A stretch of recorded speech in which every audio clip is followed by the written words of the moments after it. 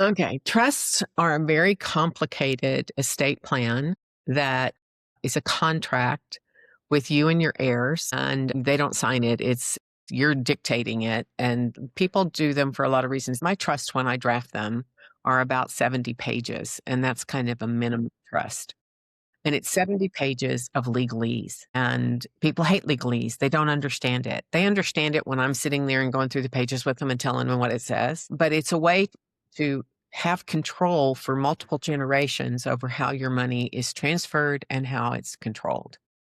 And people who do it, that's why they're called sometimes dynasty trusts. They want that control over everything for generations. I want my kids to get it, but my kids have to give it to this. And then when they die, it has to go to this person and they can only use it for this. It's that iron fist from the grave kind of thing that they want to control everything that happens to that money until it's gone, however many generations that takes. It used to be that we did them a lot to avoid estate recovery for Medicaid. Well, Medicaid has changed the rules on that now.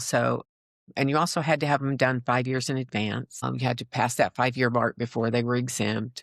But Medicaid now counts a house that's in a trust as an asset. So it doesn't exempt you from that. There's a lot of different ways that don't have to be complicated and are not 70 pages of legalese to avoid estate recovery from Medicaid.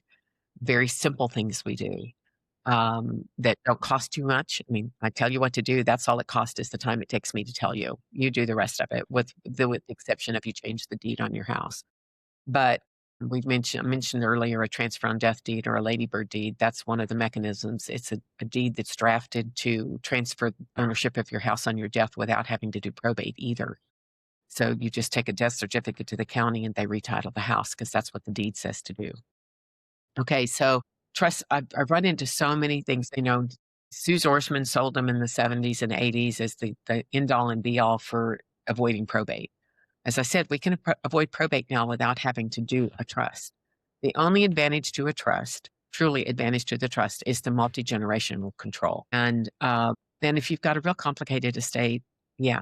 Or if you have a blended estate where you got remarried, your spouse has kids and wealth, and you have kids and wealth, and you want to enable for the two of you to be able to have access to the wealth as long as you're living. But when the second one of you dies, you want it to be divided back out according to how it was put in to the children of that parent.